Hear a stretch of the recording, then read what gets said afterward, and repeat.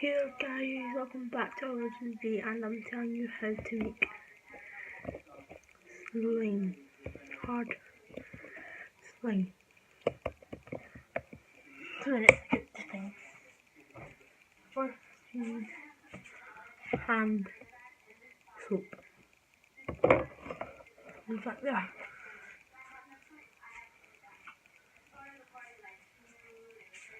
Then you need flour. Leave that there.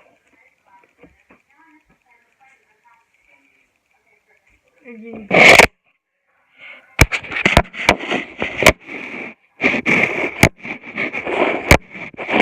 and you also need water. If you want me to show you me making it in a video, then make sure to drop a like and subscribe and comment down below if you tried this and it worked. And you need to add a lot of flour, so you do. Yeah. And thanks for watching this video. Make sure you leave a like and subscribe as I said. And I'll show you the products again. Soap,